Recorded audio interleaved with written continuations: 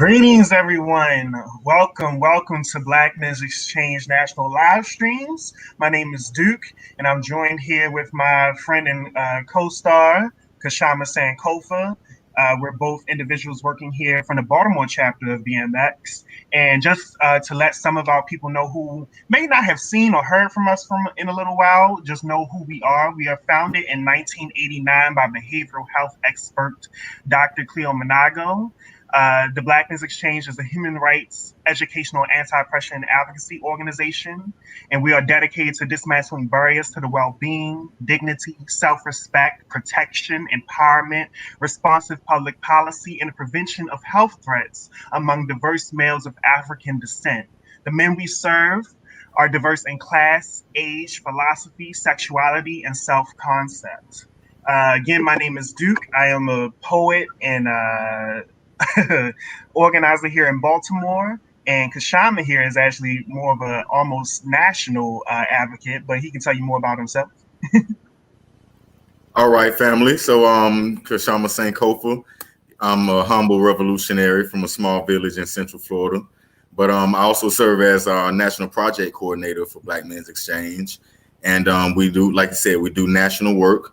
Headquartered right in Baltimore, the DMV area. So right now I'm joining you and Duke. We're via Zoom because of the pandemic. We're not able to do the physical engagement that we normally do in Baltimore as well as around the country and in other cities. But also I want to encourage everybody that's in our listening and viewing audience that you can also join the live stream. We're going to open this up after a while, so that you can come on, speak with us, make sure that you have your background and everything ready. You're not, laid up in the bed or nothing like that. Put your shea butter on and come in and give us your voice. Give us your questions as well as your comments and revelations.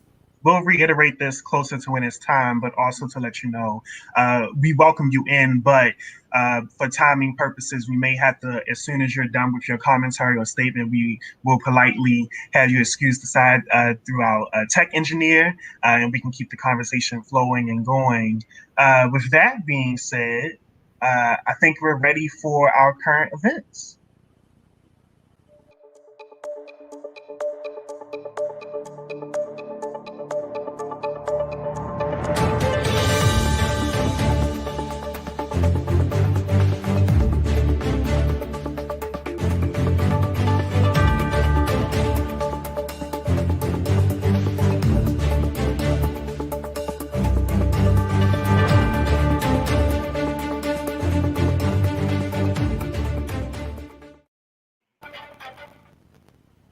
All right. Greetings, Kevin and Deshaun. But what did you see about those current events, Kashama? Well, first let's start with the Daniel Krug, because I believe that's something that may be a little less known by those of us out in the public, and I admittedly don't know much about it as well. Shout out to Adam McMath, who's our backstage engineer and producer and our miracle worker. He found this story and he included it in the current events.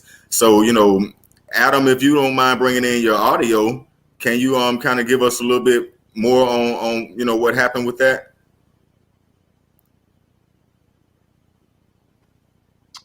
Hey guys, so wait, where's our friend? Where's our comrade? Where did he go? I had to remove him. But so Daniel Krug was a guy in Rochester, New York that was killed by the police. They placed a bag over his head and suffocated him. But it happened actually before the incident in Minneapolis happened. But the police there, it now comes to light that the police there have done a lot of stuff to hide what they did. They lied and said there weren't police video of the incident and all that stuff. So that's kind of what's happened with that event. Thank you for that, Adam. I appreciate it, and I appreciate you being a good sport with us, putting you on the spot like that. No problem. All right, see y'all. All right. All right. So I mean, so we have that, which is that's a disgusting story. Honestly, put a So bag over that brother's head.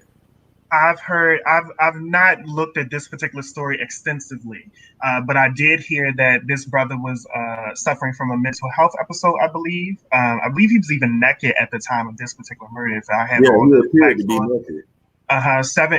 Seven Rochester police officers suspended over the death. Yeah, this brother was in the middle of a mental health crisis. I believe the family, which unfortunately we should know by now, we cannot call law enforcement, quote unquote, for individuals suffering from mental health conditions in the Black community because too often this happens to be the result. But Going forward, we'll be following this story more closely, but this is one of the more developing stories going out. So I think it ties a lot into, you know, our focus. First of all, you see the title, you know, floating under the screen, but let's just speak it and let everybody know the title is The White Plague, White oppression, how white oppression affects Black health. We'll be So, diving deeper into that other than just the clear physical layer of Black individuals dying at the hands of racism and police violence in this country, but there's some underlying developments as well. well, that's a clear case of how, you know, white oppression affects Black health. This brother clearly needed treatment, but instead of treatment, he received murder. You know, now he's a murder statistic. You know, he's a hashtag as opposed to a patient somewhere getting what he needs. Then there's the Breonna Taylor, which is, you know, still going on, you know, that's still happening, which was a Black woman who was very, very sane and in control of her life and was minding her business and nobody, you know, and she still ended up a murder statistic. Despite all of the odds that, you know, all of the health disparities that Black women face. Here it is. She falls victim to a cop murder, something that we typically see happening to Black men, but we know that it also happens to Black women. And I would even argue that it happens to Black women disproportionately than any other group of women and maybe any other group of people across gender as well. Well, what's interesting about Breonna's story now is that we know that this woman has received a law. She has received a magazine cover. She's received a street honor, but with her name being plastered everywhere. And now a $12 million settlement for her family. And yet still no arrest of the cops who murdered her in her own home. So this is the ongoing story there, but this is also something that we're used to seeing, settlements in cases of police violence. And we're going to discuss later on, and we may even touch a little bit here, about how those settlements impact the mental health and mental advocacy of Black folks who are tirelessly charging in order to get some kind of restitution in the form of justice for our murdered family members. And we get hush money at the end of the day. Nashira Saran said, "We need justice," or Saran is how that's pronounced. So, this next current event, Duke, I think you and I had a little disagreement on in regards to Trump, and somebody said he knew something. You can explain it better because I think it's a bunch of propaganda. So it was just a running story, but we know that we are in the middle of a pandemic, which is part of the reason why we are streaming. And so much of the country has reorganized how it even thinks of the work culture.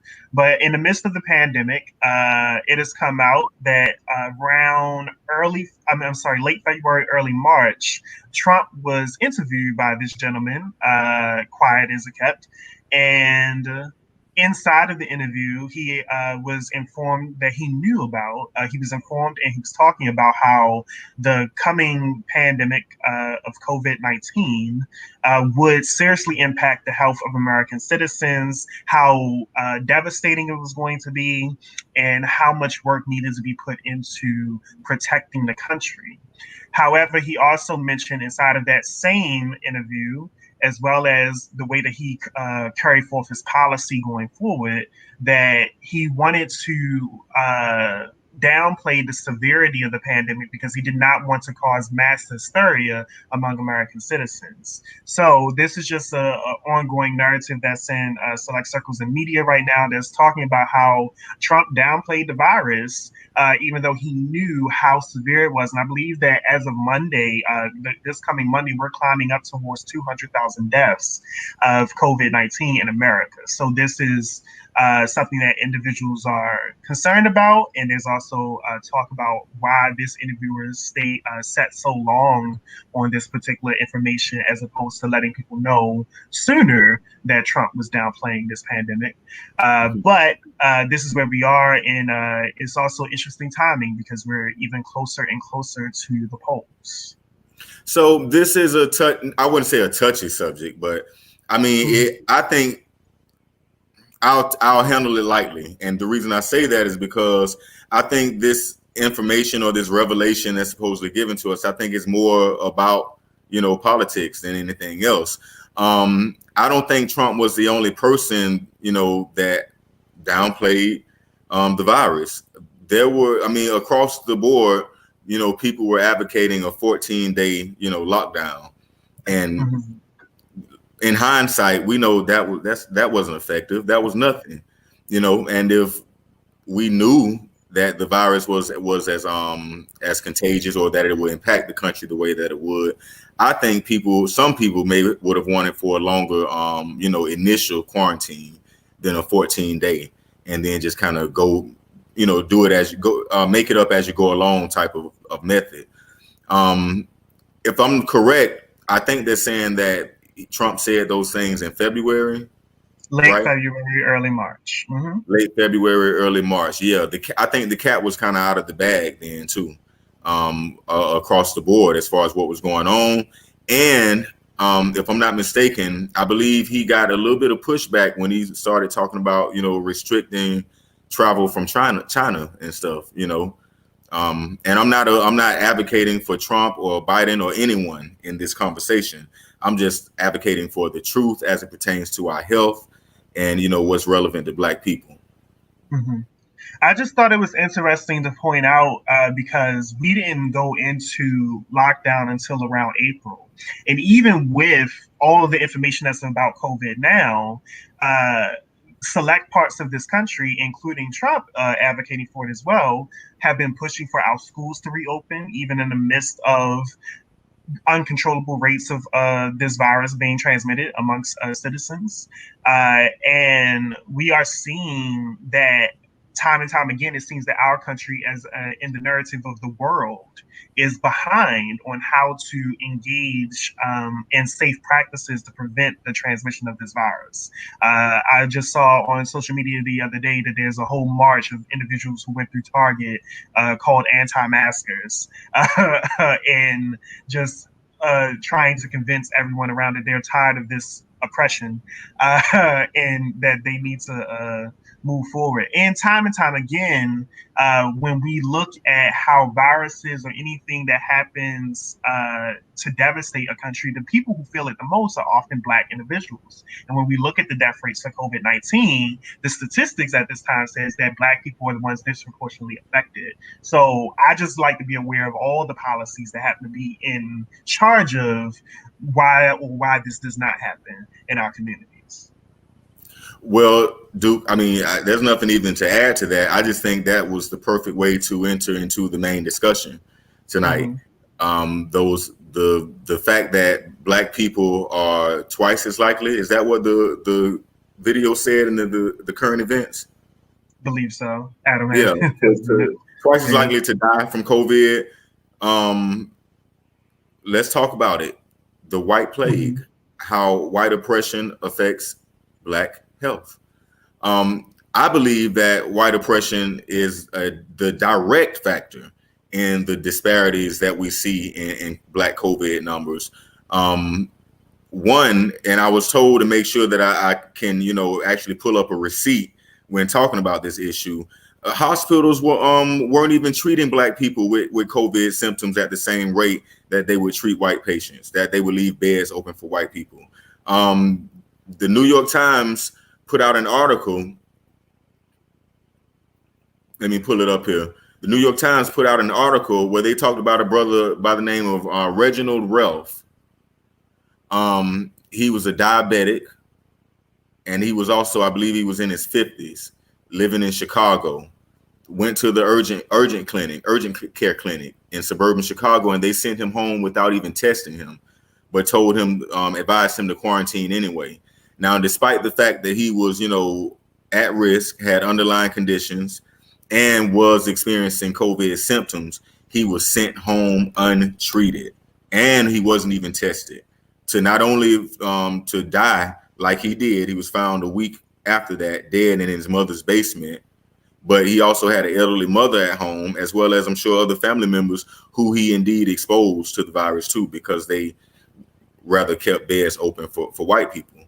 So that's one way that when we look at COVID numbers, everybody's talking about, what is it about Black people and acting like, something's wrong with us, or we smoke and we drink more than anybody else. And a lot of the stuff that people were talking about that we are affected by more, such as diabetes, such as just basic stress, which brings your immune system down. It is a direct link to that and white oppression. Mm-hmm. So when I think about this topic of how white oppression affects Black health, like I look at it in two lenses. Like clearly I can go back to colonial times and the beginnings of slavery, when I can think about how Black people were carelessly murdered or thrown overboard or raped or exposed to the various diseases from white individuals. Or a little bit later down the line, still in slavery, but we had individuals who were attempting to perform medical procedures on Black individuals first in order to dictate how medicine would be practiced throughout this country. And also, in addition, individuals who thought that Black baby spines were quote unquote misaligned, and so they would insert shoehorns, which had an actual horn that sharp end into a infant's scalp in order to quote unquote realign the spine, and he had 100% mortality rate as a result of this, and Black children dying consistently through that process. Fast forward, Tuskegee experiments, in which Black men were left at the whims of white individuals who knew that there was a disease going on inside of Black communities in the name of syphilis, and they were giving Black men placebos and not addressing the actual disease or the symptoms going on at that time, even though they knew that these men were dying, and also, in fact, infecting their family members in proximity to this as well. A brother, Philip Jones, just posted about medical apartheid, which is actually a book that really goes further in detail about what exactly is the history of medicine in this country and how it relates to the oppression of various individuals, prime example being Black people. Yes, and so this is the other lane. So that's all, for me, I call that the particular physical lane. But Mitch Monroe just brought up being profiled in grocery stores, Walmart causes hypertension, no bigger thieves in the world than people who look like Trump. But I want to focus on that beginning part about... No, go ahead. What you were about to say, dude? The beginning part about being followed and profiled in grocery stores and Walmart and it causing hypertension. At this time, we have had enough study and evidence that shows that the residual trauma of being in those conditions actually impacts the psychological, mental, and physical development of human beings, right? Black people have been at risk, and Dr. Joy DeGruy does an excellent seminar on this, but she calls it post-traumatic slave syndrome. And she really goes in depth about how the oppression from back then, which has never been healed or resolved, created very similar symptoms in Black people that we now call PTSD. For instance, one of the symptoms of PTSD, or some of them, is that forlorn shortness of life, the idea that you don't feel like that you'll live to see a certain age, you don't sleep well in this that you don't sleep well, that you're hypervigilant, also that you may be super violent because you're just always on edge. And when you translate that to some of the more inner urban communities of Black people, we suffer the exact same symptoms of the individual that has PTSD. And so just to correlate all of that, there's two layers here that I'm always looking at when I think about how white oppression affects Black health. It's not just the people who are killed off in this experience, but also us who survived, us who are continuously witnessing what has happened in this country without any justice. One thing, when you were talking about that, she lists another thing too that I've noticed, even in my own family, especially with my women relatives in my family, was like a heightened sense of panic and like tragic.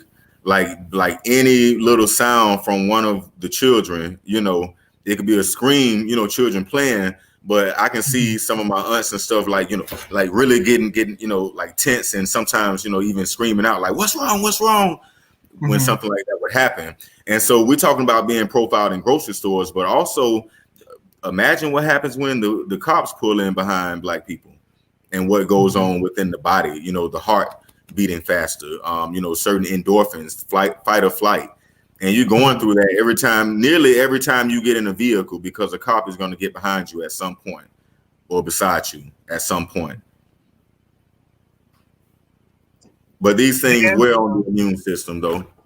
I had to look it up, make sure I had it correctly. But there's two things I want to talk about. There's a word in the English language called pessimistic, which is the idea that the person believes that everything negative will happen. They have very little optimism in life. They don't think that good things happen often, and they're constantly thinking about worst case scenarios. So that's one thing. And then two, there's also Murphy's Law, which was a philosophy done by some person like that way back when, but essentially boils down to that anything that can go wrong will go wrong, right? And that still ties in line with this whole pessimism ideology. And this particular ideology has been used in order to construct discourse on how human nature works and how human beings interact with each other.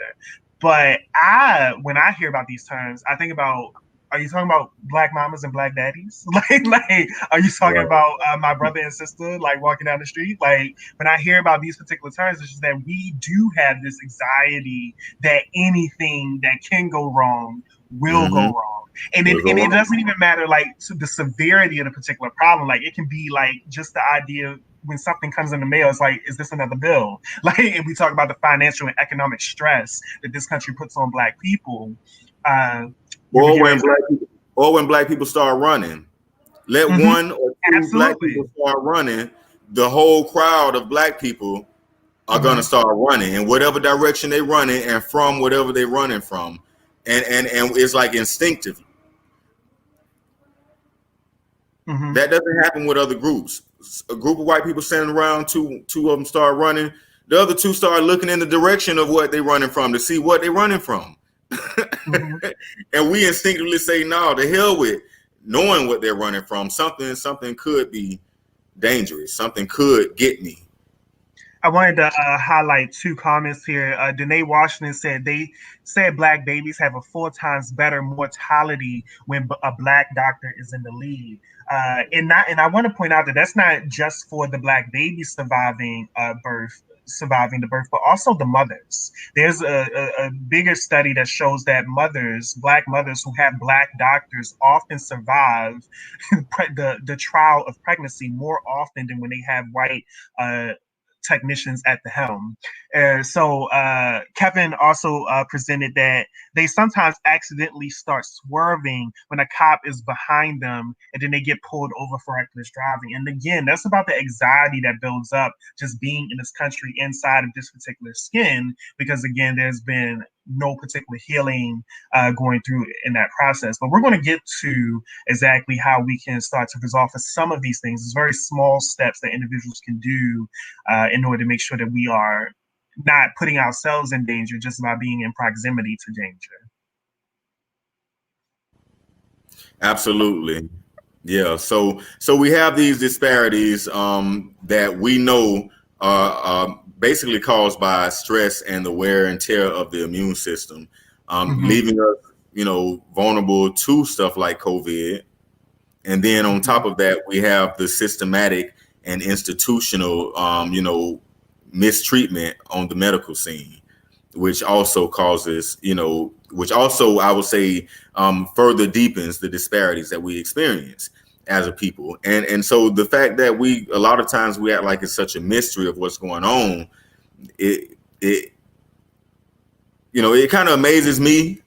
But I'm constantly in conversations with people like you, Duke, and Cleo, and so I try not to think inside of this bubble, and I try to be able to relate to our people. But like you said, the family that called the cops on their loved one who was experiencing that mental crisis, you think that those family members have never had any bad experiences with the cops, or that they don't know anything about the oppression or the murders that we've been experiencing, Duke? No, that's not my belief at all. I believe that there's a continuous effort to not see, to not want to engage with what is actually going on in this country. I mean, I've had many conversations with white folks individually, one-on-one, and oftentimes it's a blissful ignorance of what is going on, because if you ever sit and talk with them in depth about what's going on, they're like, "Oh, that does make sense. I do see that." Right. But let's move along. This is actually reminding me. This one thing. Not too long ago is the anniversary of a African Muslim boy who was accused of bringing a bomb to school.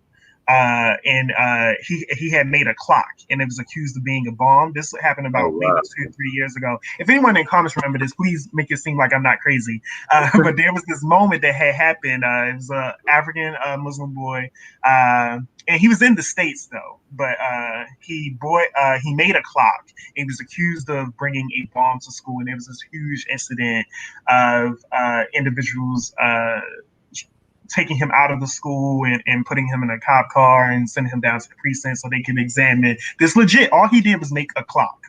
That's all he did.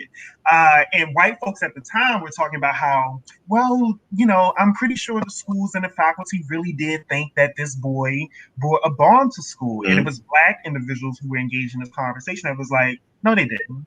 They wanted to embarrass this little boy.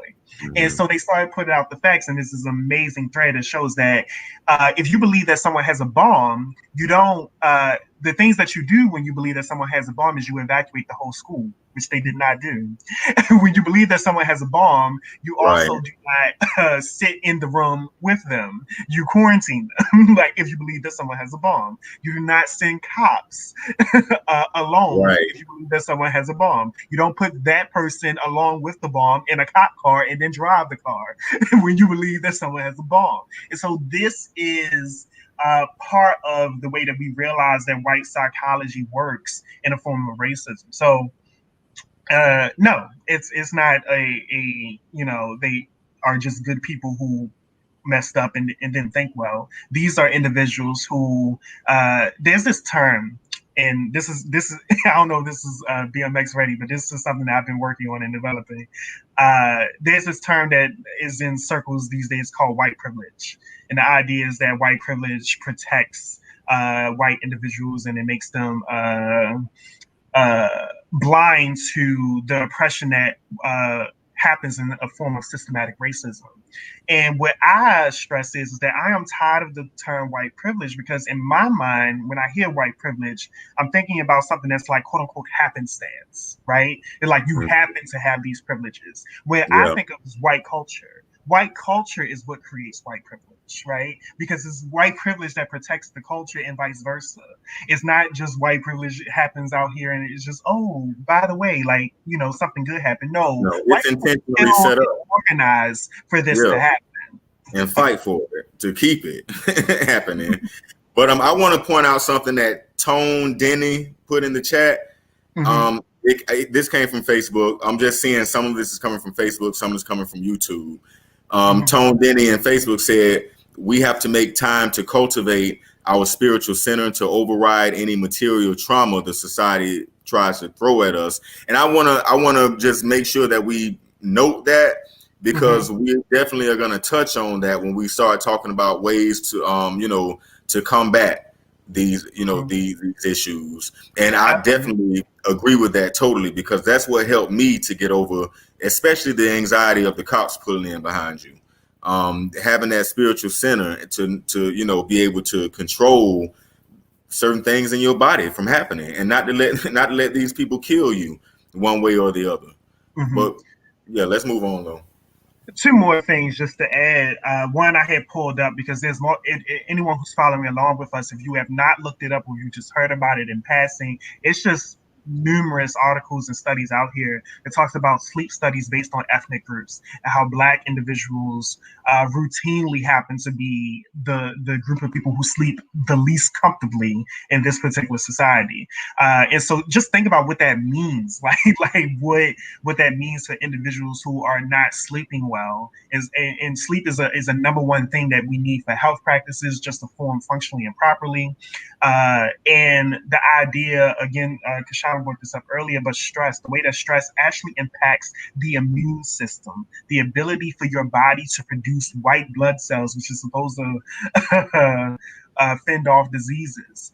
We are living in times that we have to be more cognizant of how oppression and racism, we treat racism as if it's like this conundrum that's just something that we have to get over and move past, when it's actually a public health issue. This is legitimately a public health issue for our people. Yeah, just wanted to make that clear for folks. So, Danae Washington said in response to what you were calling white privilege, they said that they said white infrastructure. Gerald, from YouTube, and Gerald. You talk about it more systematically, white infrastructure. I love that. Yeah, it is an infrastructure. Gerald McNair says from Facebook says, I call it white supremacy. We got to be careful with calling it white supremacy, though, don't we?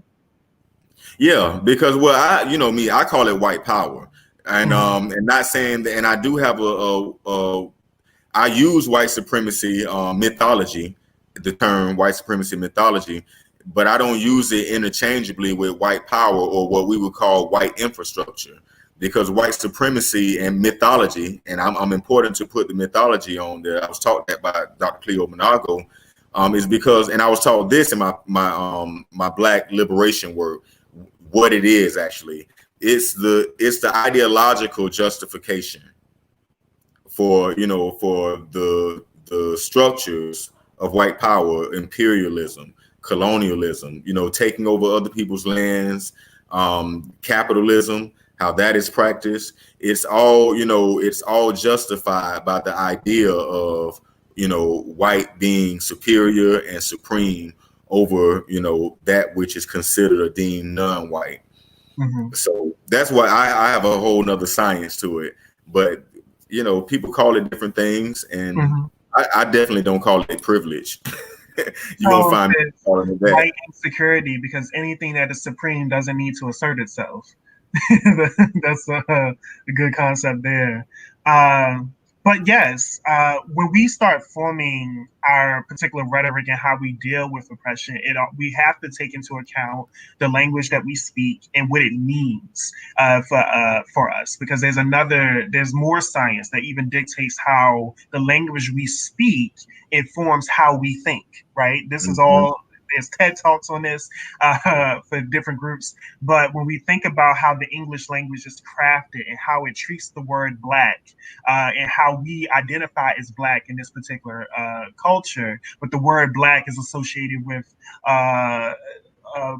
black lives, big black lives, as opposed to little white lives, and the devil's food cake, which is darker and browner. It's just so many different euphemisms that Black is used in a negative.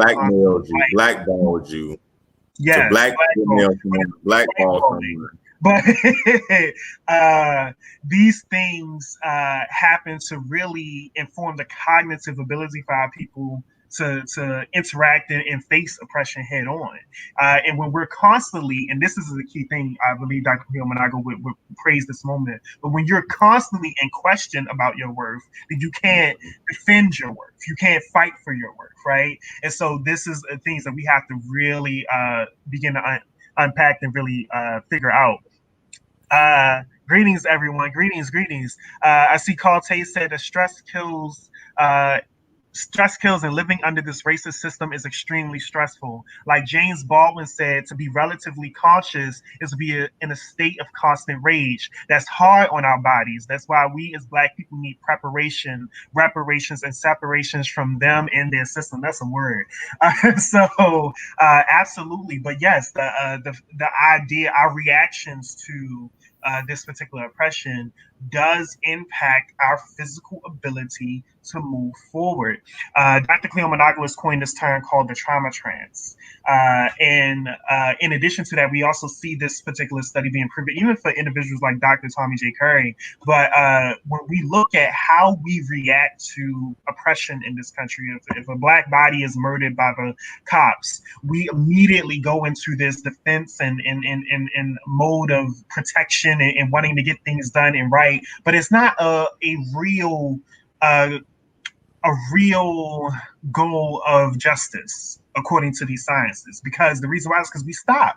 We do not keep going until we actually get justice. We keep going until some other fad or something comes along, and then we go back into our trauma trance until another murder happens. And it's just too many individuals who we have not protected, who we have not honored in their death at the hands of racism.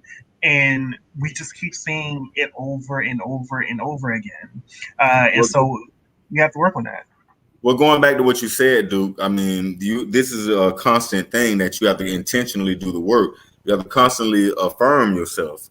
Cultural affirmation, like you say, be conscious of the words that we're using, but also being conscious of our actions and making sure that we are cultural assets to our people as opposed to cultural liabilities. That's a huge part of combating, the white plague and how it affects our health, for one thing.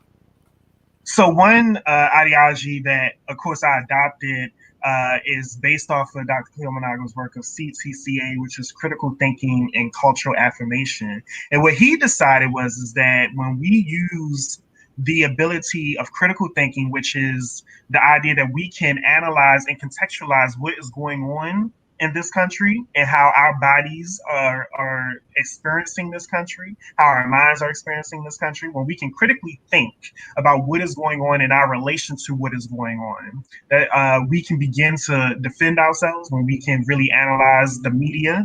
We have to apply this critical thinking to a lot of levels, but we have to analyze media, we have to analyze medicine, we have to analyze policy, we have to analyze family relations, we have to analyze and there's more, but we also have to analyze Decepticons, which will be another conversation for another time. But we have to analyze fraudulent movements that attempt to co-opt our messaging and our bodies and our work and our labor, as opposed to actually activating our abilities and our strength for ourselves.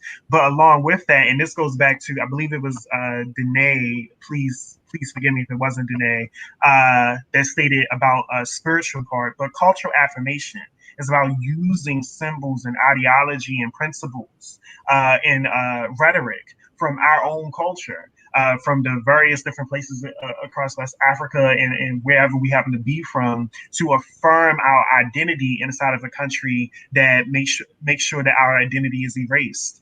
We talked about this a little bit before in some of our talks. Anyone who has seen us in person and live, also you can find some of these discussions on another really popping channel, but Melanated Solutions Media. But there's conversations about how Black people in media, whether it be science fiction, when it's the future, Black people happen to be missing, or when it's the past, it's always Black people in servitude, or Black people working in conjunction with white people, as opposed to seeing Black people in their own cities, developing their own cultures. It's never Black people living autonomously by themselves. It's always Black people having to be mixed in somewhere, as opposed to how other cultures are represented in media. And these are things that we have to be cognizant of when we are having our children develop, because these concepts, when you are not aware of them, when you are being unconsciously informed about who you are, this is the poison that we have to be aware of. So, Duke, another key thing that we need to be critical of as well and learn how to analyze is our food. Yeah. And now it's so critical that you just said, when you constantly have, what did you say about someone telling you who you are? When you have someone unconsciously informing you of who you are, this is the poison that you eat. Yeah. Right. So, and literally, Black people, we are told through propaganda and through all types of media, but and this is a response to the oppression that we experienced during slavery, as well as the economic attacks on us. But we're told that we eat a certain way, right? Mm-hmm. We're supposed to eat a certain way, and it's supposed to be according to our culture. Mm-hmm. And when the food is killing us. On top of that, what was that? This reminds me of a moment. I don't know if you remember this, but have you heard about cow milk being banned specifically for Black people? Yeah. Yes. Let me tell you something. So now I wish we had Cleo here, because he can rein me in when I get into the deep stuff. But the only reason that milk is considered an actual food group, or dairy is considered an actual food group, is because, one, dairy farmers, it's an incentive for dairy farmers. They profit from that. And two, it's white people who really need to supplement their bodies with milk, with vitamin D fortified milk, because they don't produce it organically via sunlight, or their bodies don't process vitamin D in the same manner, right? That darker people do, such as Black people. In addition to that, the proteins in milk, the casein, the lactic acids, most Black people are intolerant of that. It harms our gastric system, whether we are symptomatic of it or not. You may not get the bubble guts, but it's still damaging your body. And I've also read another study. Now I will have to go and find this, and we have to give you all the receipts. But there's another study that said that Black people were diabetic at a rate of less than 2% before the year 1900. And what's significant about that is that after 1900, Black people had much more access to milk and dairy. Mm-hmm. Yeah. And so there is a study that kind of ties in, one to the other. It's like all of a sudden we're like diabetic at these high rates, when traditionally we weren't genetically, prone to diabetes. But now diabetes is a Black thing. Mm-hmm. We're not genetically prone to COVID either. These are outside external factors. And as long as we participate in the gaslighting, not only are we tearing our bodies down, but we're messing with our minds too. Mm-hmm. And this is also in conjunction with HIV and how it impacted Black communities. Lowell, before I go into that, I want to point out that Lowell did say that FYI Supreme Court Justice Ruth Bader Ginsburg has died, and the Supreme Court hostile to Black people from Dred Scott to gutting our voting rights is a health issue as well. I want to point out, Lowell, if you have time, you've been dropping great comments throughout this section, but also many others. I hope that when we open up our channels, that you will join us to speak with us more and really highlight more of this Supreme Court for all of us. But I was mentioning HIV. No, that's a moment right there. I was mentioning HIV because what a lot of folks don't know is Brown, when it came to the the start of HIV and how patient zero was indeed a white person. But the narrative in communities at the time was that it was some African. It started in an African person, then it was an African ape, and then it started in Haiti. But like it was all these different things. It wasn't just the rumor in our community. The statement about Haiti actually came from Connie Chung, I believe. Absolutely. And she never walked it back.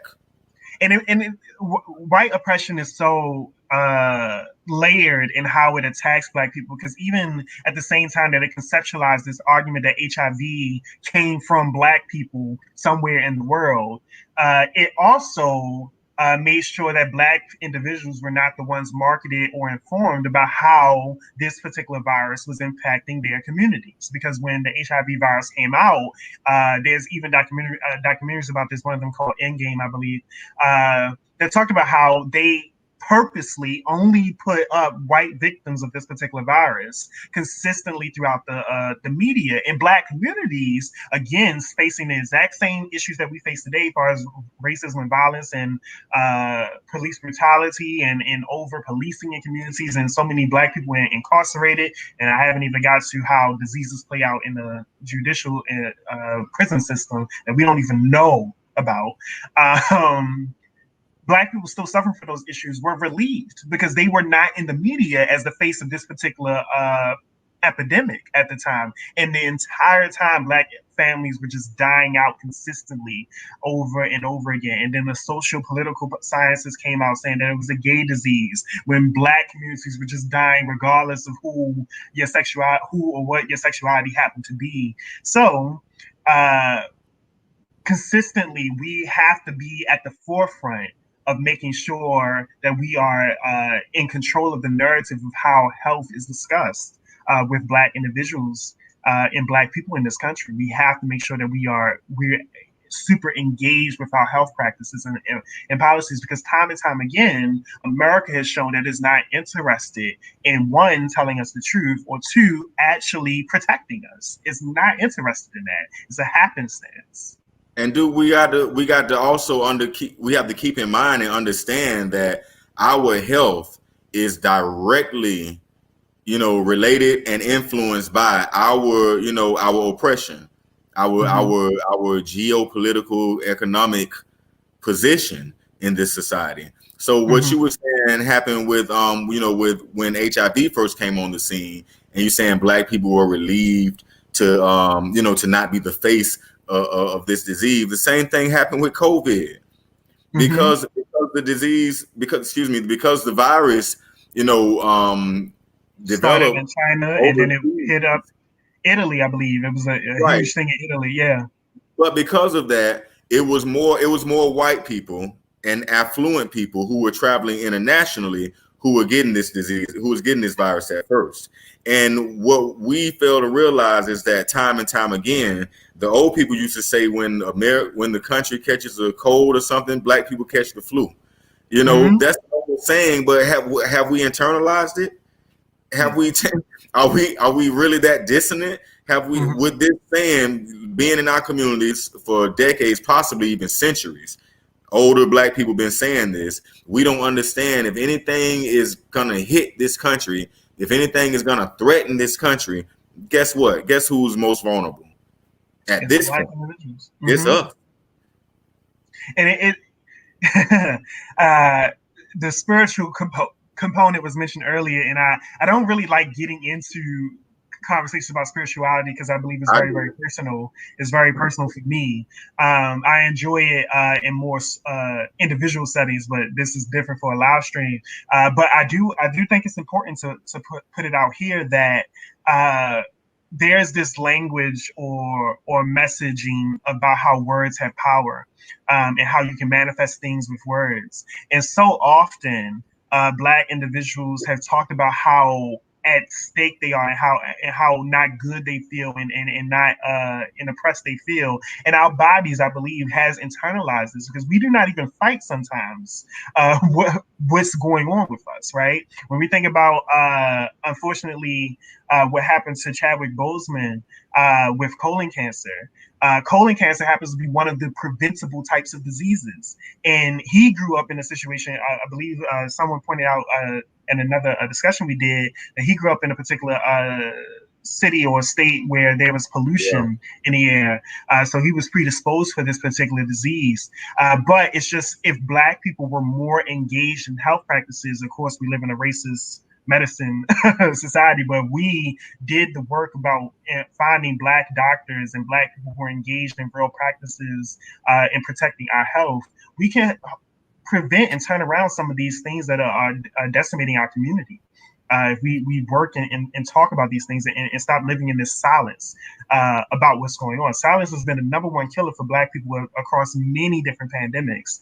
You mentioned economic, and I'll get off my soapbox, but you mentioned economics earlier, and there is this study and conversation that's going about the idea of who are the essential workers and which demographic makes up the essential workers. Right. And too often, the essential workers happen to be Black people. Like, we're talking about nurses, we're talking about trash disposal people, we're talking about low income particular jobs, and too many times low income jobs, ironically, are where essential workers happen to be placed, and they are the ones putting themselves at risk.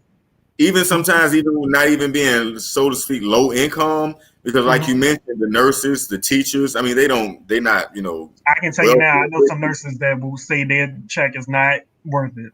But well, yeah, I mean, honestly, they should get paid more. But relatively speaking, compared to the fast food worker, compared to, you know what I'm saying, the day laborer and stuff like that, they're living a little bit more decently. But the idea is the working class, Black people, we are disproportionately working class. We do not own the means of production.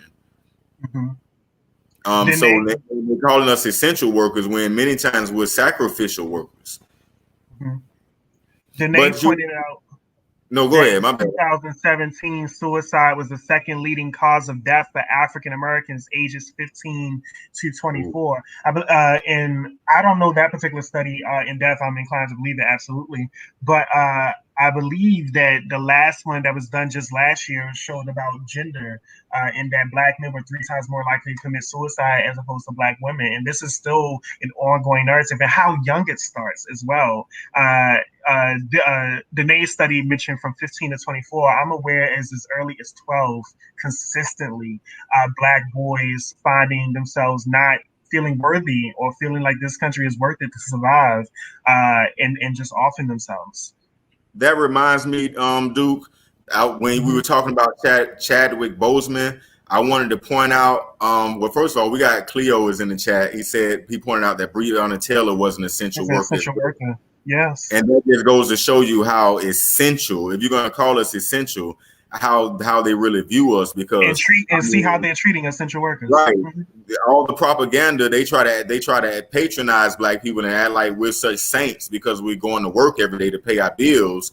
But then when this happens to Breonna Taylor, nobody wants to approach it from that aspect. But going back to Chadwick Boseman, I wanted to emphasize also that his gender, being a Black man, I think played a huge role, not only because colon cancer affects Black men disproportionately, but also because of how it's being taken. The fact that he worked the whole time, and nobody's addressing the fact that, this is something that Black men should get checked for. This is something that can be treated.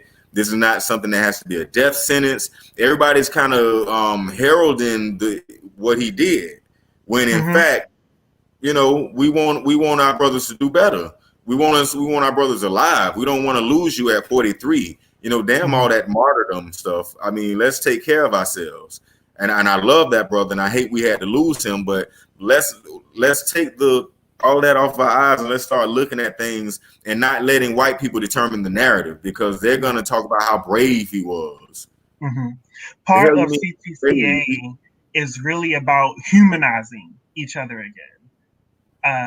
Because we're so used to looking at each other as fellow statistics, looking at each other as fellow adversaries, as opposed to seeing the humanity of individuals. And while we're on this medical conversation, you'll see plenty of articles that talk about, at this time now at least, plenty of articles that talk about how Black women are treated in the medical industry, as far as like when they admit that they have pain, and it's like it's still based on the colonial times, this ideology that Black people feel less pain, and so this is why Black women are so likely to have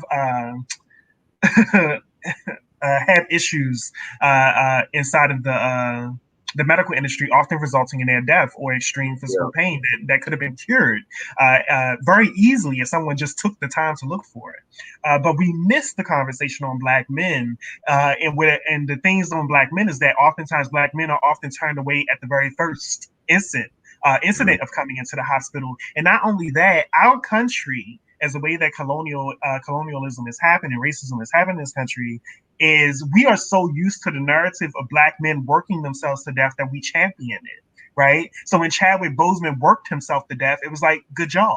Like it was just like that. I'm sorry that happened, but look at all the work that you did. Look at how amazing this was. There was memes and Facebook posts that talked about like, well, if you're feeling down, just imagine Chadwick Boseman. He was suffering for 4 years. I'm like, that's not an award. That's not an accomplishment. If anything, take care of yourself. That is something that we should be championing and uplifting our Black people to do, especially our Black men. Like, not the idea that you need to work yourself to death in this country. This country already wants you dead. Right. We're about to open up the conversation in a few minutes for our audience. If you are joining, I believe you can. Yeah, the link is included within Facebook as well as YouTube. However you are viewing us. Mm-hmm. So we want people to come in, and you'll be backstage, and we'll bring you on once you're here. Let me go into the private chat, see if we have anyone. Yeah, all right. So also reminder, breaking news: Ruth Bader Ginsburg is dead. And it's funny, when the chat somebody put RBG died. When they put RBG died, I'm thinking like, I was thinking about red, black, and green. I was like, wait, I didn't know. Yeah. What you mean? I was like, oh no, that's not what I want. Not our Pan-African colors, no. But no, that they were talking about Ruth Bader Ginsburg. Tamina, if you would like to say some of these narratives, would you please? I actually have a cousin that does social work, and she works in proximity with some of these hospitals. And the stories that come out of just living in proximity to her and loving on her is that the narrative of how Black individuals are treated in this medical industry is insidious. It is legitimately insidious, and there's not enough coverage. And so, Tamina, if you have time, we would love for you to say at least one of the stories. We do got to be time cognizant, but definitely so people know what's going on in these medical industries. Mm-hmm. Do we have anyone coming along? Was there more that you can tell us about Ruth Kashama? Well, I think we should talk more about that on the next live stream, the Melanated Solutions Media, because there's a lot that need to be unpacked with that right there. Yeah. That was a very powerful little white woman. And so there's a lot to unpack as far as the impact that she has had on the community, what she means to us as Black people. So I just wanted to make sure that we mention it because it is noteworthy. It is history. That is a Supreme Court justice that will now be replaced. And they say she was trying to hang on, so that certain person couldn't put up whoever this next justice is going to be, Supreme Court judge is going to be. But so if we don't have anyone in the chat, I mean, we can continue with the conversation. I mean, because also let's go through some of these comments as well that we have in the box, because some people were saying some stuff. Shay Taylor on Facebook said, "I work in Napa," and I think they're talking about Napa, California, Napa Valley or something. I work in Napa at the hospital. They do not care about Black folks as essential workers at all. I believe it. We see this time and Well, time again.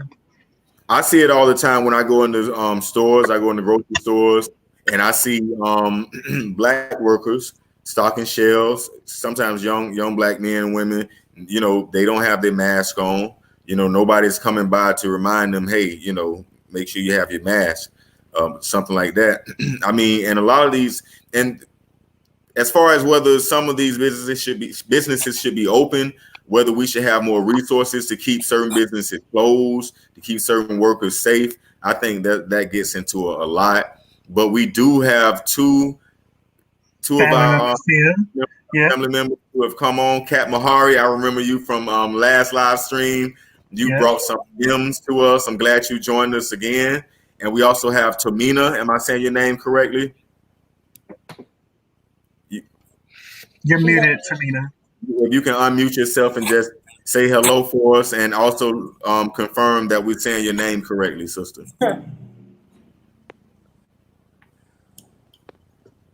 All right, so we're gonna give Tamina a chance to get in, but since you're ready, and give us what's on your mind, sis. Give it to us. You know, what's on my mind actually really has been labor and the proletariat. That's really what's been on my mind a lot lately, particularly like currently I'm working in the Chicago Park District as a dance instructor, and I have things I specialize in. It's something I chose to do. I chose to move to Chicago and work on the South Side, primarily teaching South Side folks. But in my experience so far, dealing with the union, SEIU 73, as well as dealing with Chicago Park District, you know, it just reemphasizes this overwhelming urgency we have to put behind political education, every single thing you're saying. Because when I speak with my coworkers, sometimes I feel like I'm speaking to a broken record, but I know it's not a broken record. It's just a programming, you know? So it's like I'm not speaking to them as people who feel that they need to organize and mobilize. I'm speaking to people who are like filled with programming. I'm serious, you know what I mean? And when we talk about, when you were saying, for instance, like how we praise overwork, the praise that comes with saying that I do this and then I have an overnight, you know, the sense of worth that comes through saying that, hey, I'm basically working myself to death, and how Black Death has affected what you were also saying earlier, Duke, about our words, you know? And so this is just what's on my mind lately. This is what's been on my mind. Thank you for sharing that, Kat. I believe that the cure for this, and this is based on study, this is based on different sciences, including Dr. Cleo Monago's work, is we have to really engage this dialogue intergenerationally, cross-gender, because now we're divided on gender so much now, but also with our children as well. And when we have siloed ourselves and put ourselves in these different silos, and we're quietly experiencing this oppression, it's a collective trauma that's been siloed, right? In all these different layers of like sexuality and gender and where you work and class economics. But the moment oppression happens, it's this collective cry, right? But nowhere near this idea of a collective heal. In fact, when you suggest a collective heal, there's there's this apprehension and this idea that certain people can't be in certain spaces, and it's just like, well, we're going to continue to face this if we're not dealing with this as a whole, as a collective, because this is a collective issue. Yes. There's no way around it. Well, while you were speaking, Kat, I thought of this. I was thinking of this song by Music Soul Child. Do you know "Teach Me How to Love"? No, I don't know that one.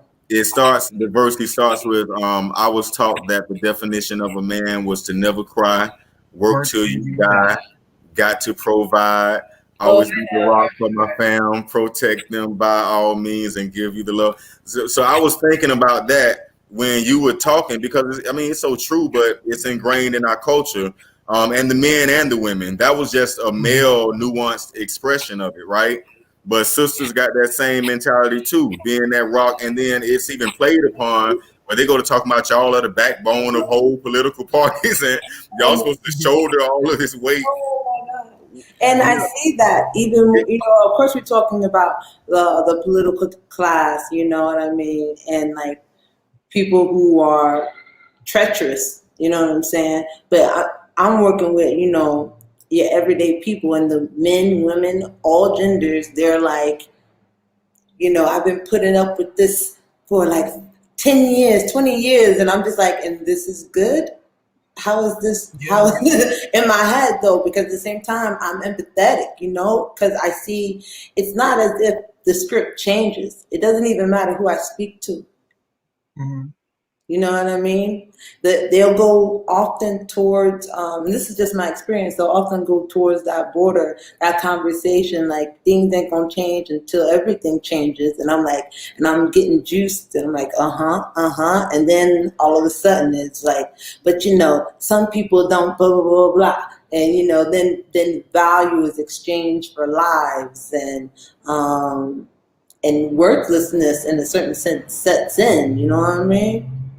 And I be like, honestly, completely stressed. And I came in there willingly as a dance instructor, but dealing with the politics of that, and being part of that labor union, and seeing just all the BS, it really, it can really do a thing to your heart, you know what I mean? Which goes into health. And that's why I mentioned on at least the Facebook Live, I said we have to understand and analyze our bodies, you know what I mean? We have to, when you were talking about symbols, and there's a unique knowledge and an understanding that comes through being able to immerse and understand your own symbols, from a Pan-Africanist or Afro-diasporic perspective, however you get into that.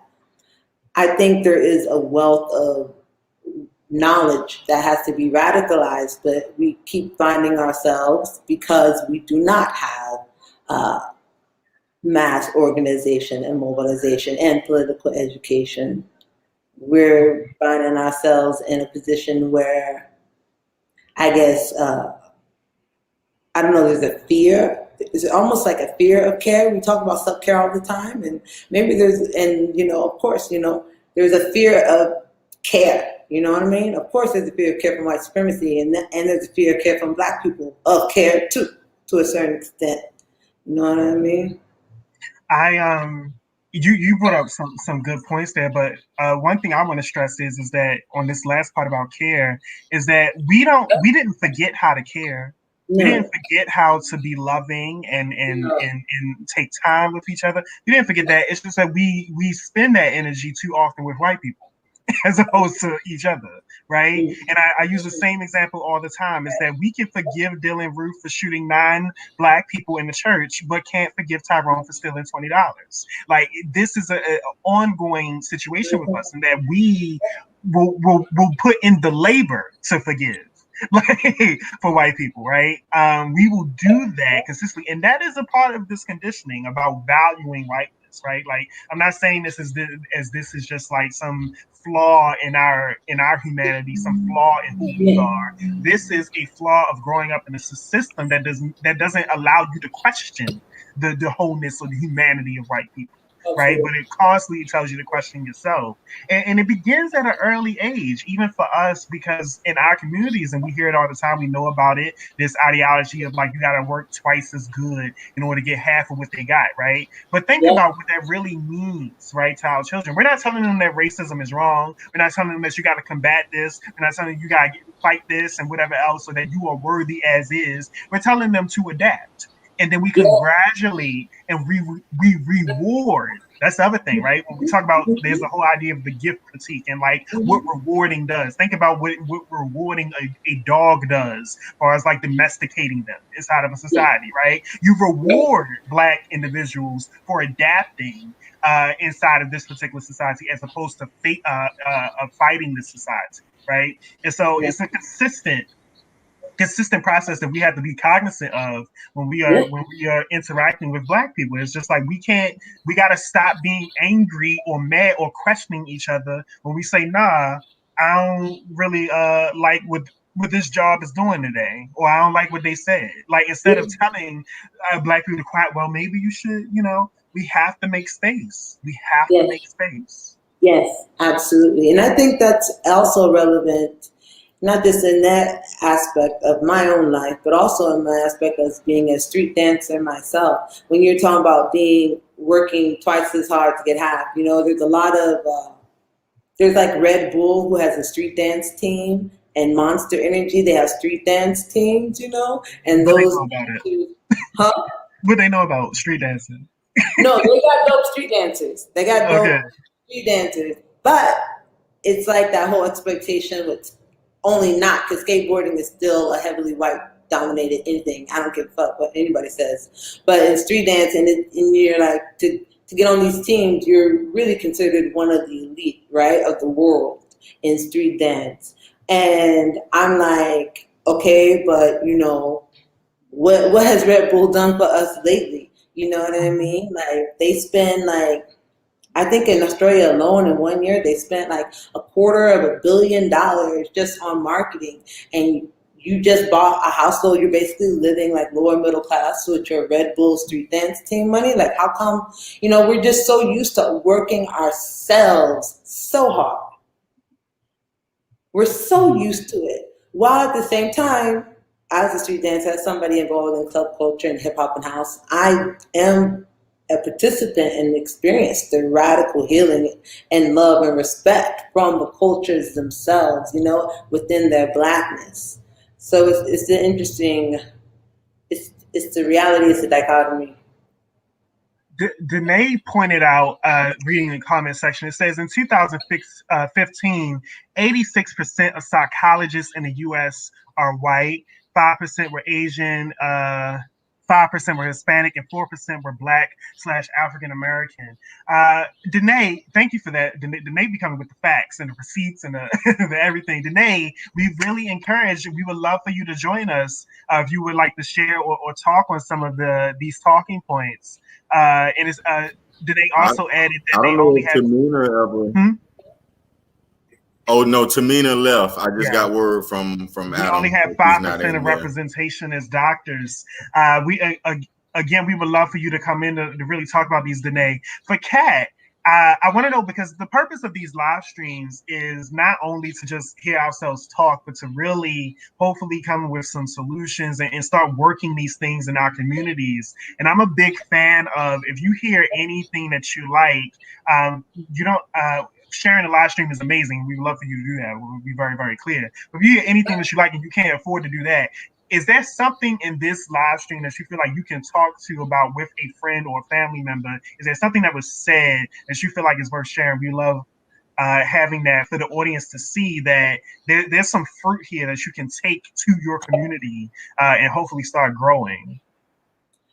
Wow, that's a great question. Well, one thing that came to my mind with what Danae was saying about the comment about psychologists is that my brother is a Black psychologist here in Chicago, who deals with issues of healing and Blackness and trauma. So you should definitely holler at Dr. Bill Johnson right here in Chicago. He's part of that. Shout out, our technician is in Chicago, yeah. So he's here. He was brought here explicitly through the organizing and mobilization efforts of DePaul University Black students, demanding that they receive a Black psychologist that can actually fucking work with them. You know what I'm saying? So he's heavy here doing work in healing and trauma. Another thing, what do you mean like a fruit? Like, when you're over the course of this live stream that you're like, you know what? That's interesting. Like I haven't thought about that, or that's something that you want to reiterate. Yeah. There was something actually when you were speaking about spirituality, when you mentioned spirituality, and when you were saying how it's not usually a topic you like to go into except in a one-on-one, and at the same time you gave respect and to its weight and the and as cultural impact, as reality for Blackness, that stuck with me. That really stuck, because when you did that, I said,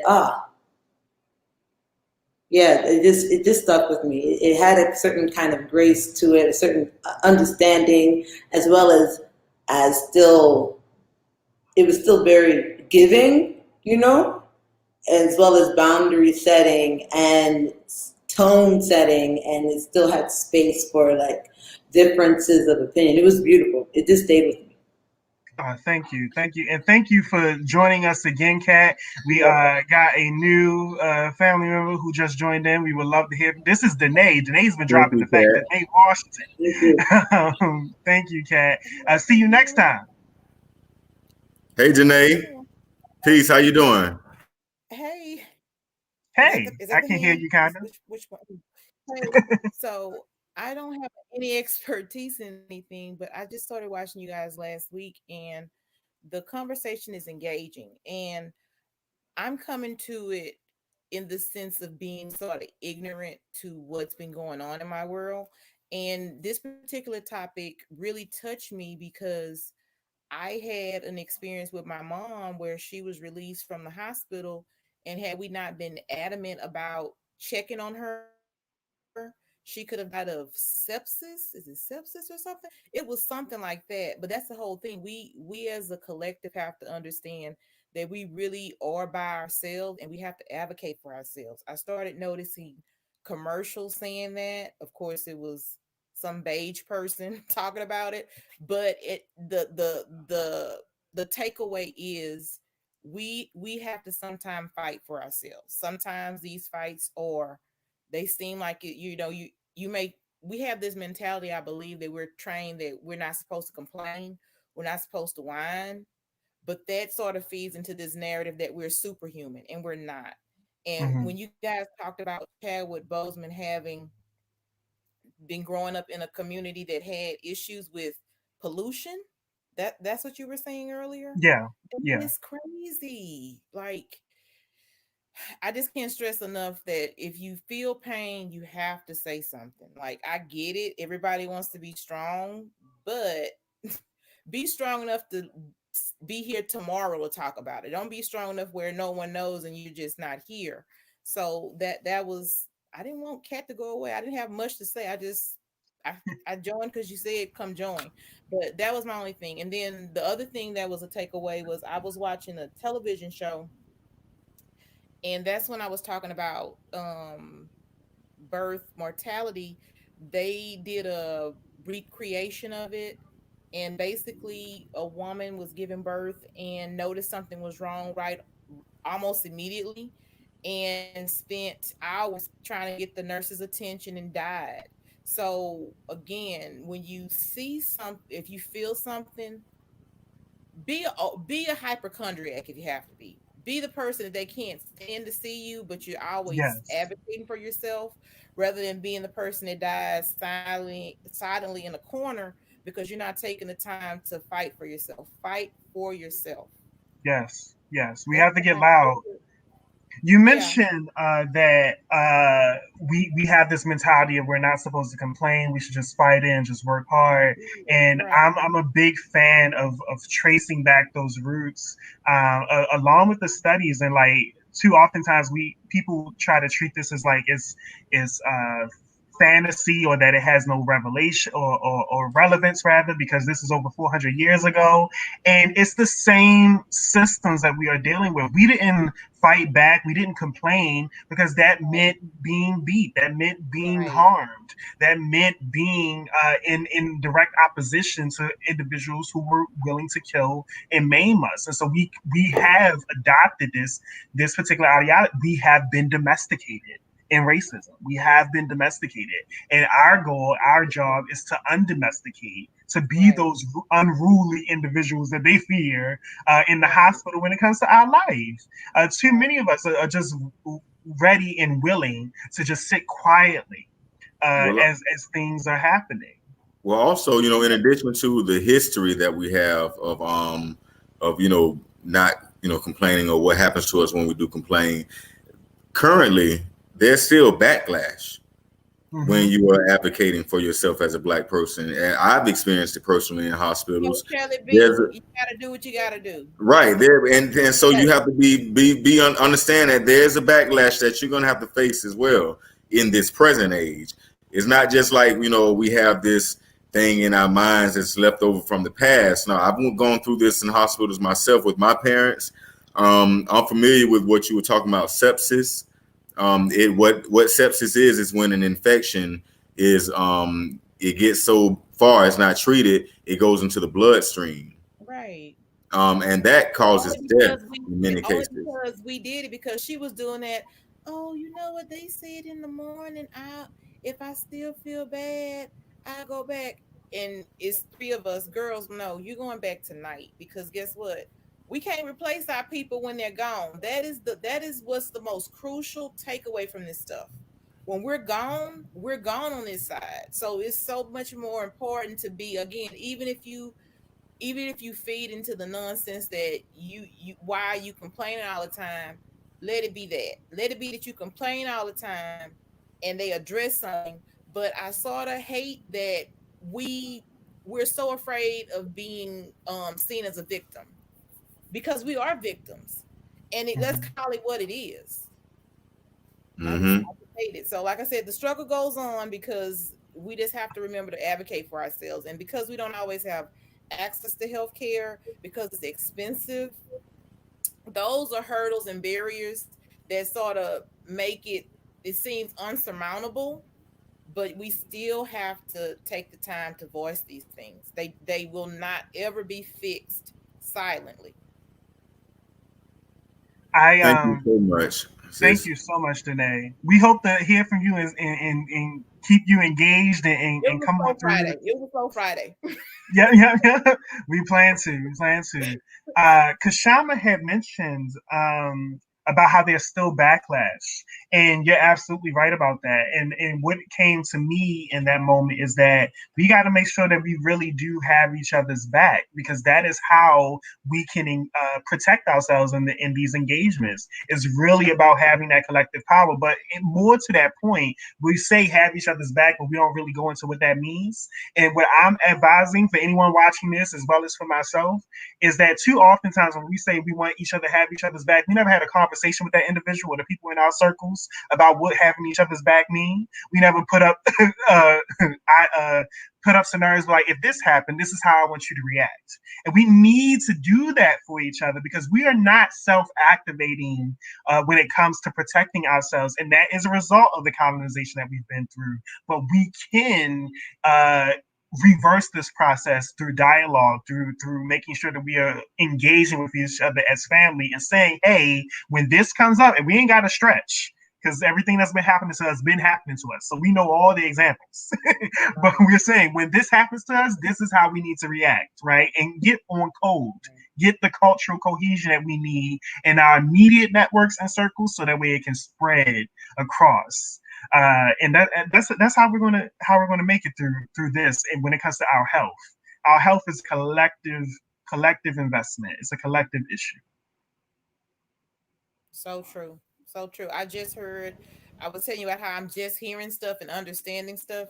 I just heard about the experiments they were doing, the gynecologist was doing on Black women, and used all that research to then take it to white women, and then added the main component of anesthesia. Why would you not acknowledge someone's pain? That's sort of like a innate thing. You hear someone cry, you respond to it. So the wickedness is really rampant, and I just didn't realize it was. I didn't realize that we had a history of that. I've heard about Tuskegee and other things, but I didn't know about that. And again, that was another awakening that I just had maybe a year ago. I'm like, that's crazy. Yeah. If you ever have time to look up medical apartheid, it's a whole book that really goes into depth about the insidious practices of white people in the study of medicine in this country.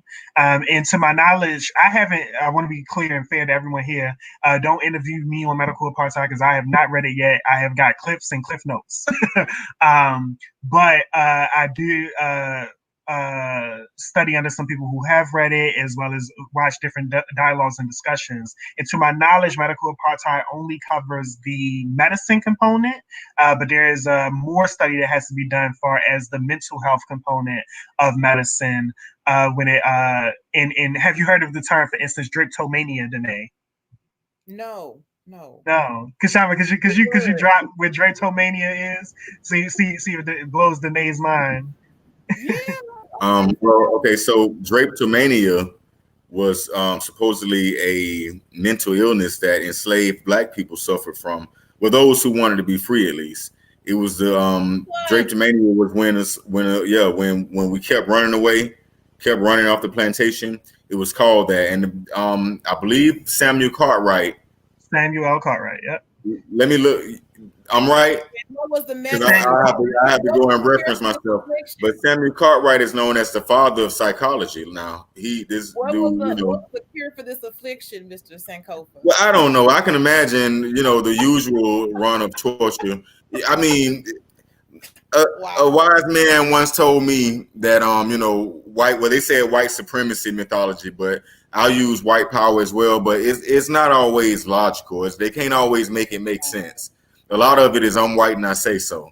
So, but whatever was done to so-called cure it, who knows it? But this just lets you know how corrupted and how what do you call it? How entrenched the healthcare system, from mental health to just almost every field, including gynecology.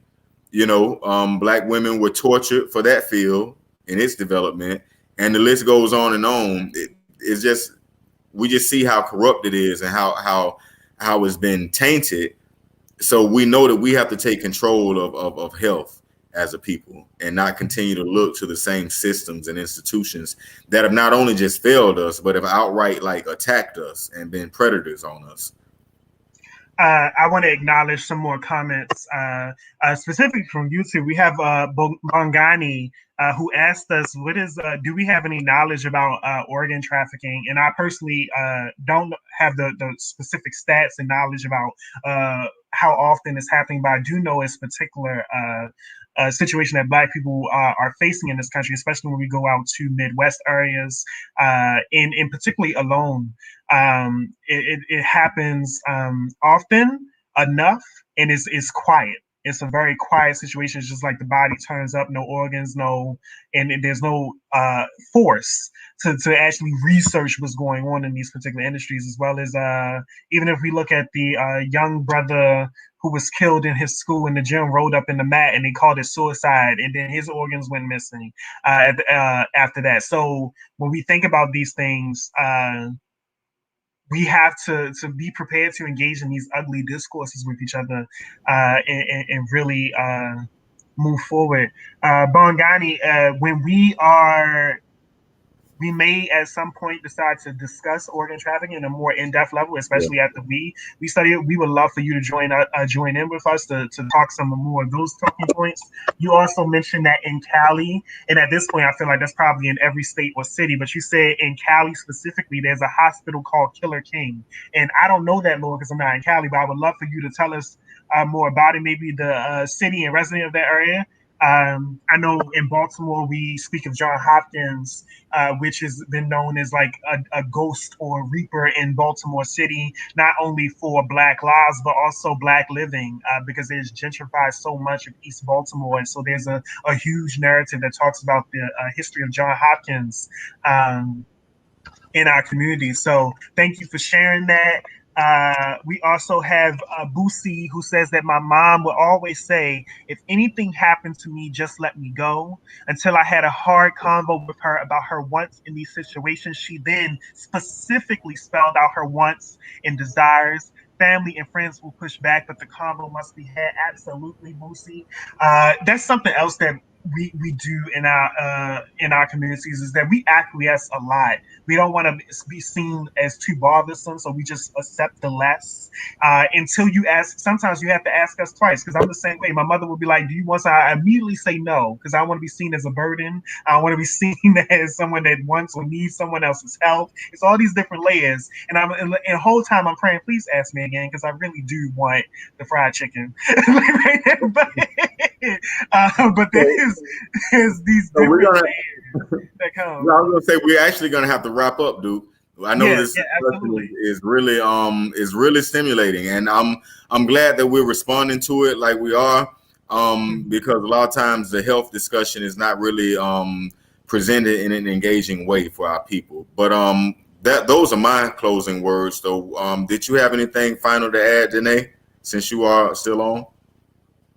Yes, I just want to say one more thing because I like that you guys said you're looking for solutions. Just one thing that I would add is we have to be, we have to have a collective mindset, but we also have to make sure we're teaching this to our next generations because a lot of our problems and traumas are recycled things.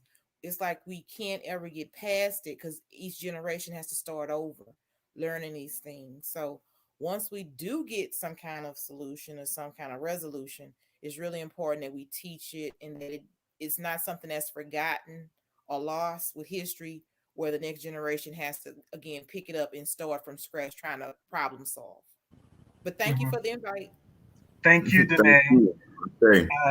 We're getting ready to close out. I want to acknowledge this last comment from Bantu. It says that besides medical apartheid, there's all kinds of books out there and they're for free. Bantu, I believe you.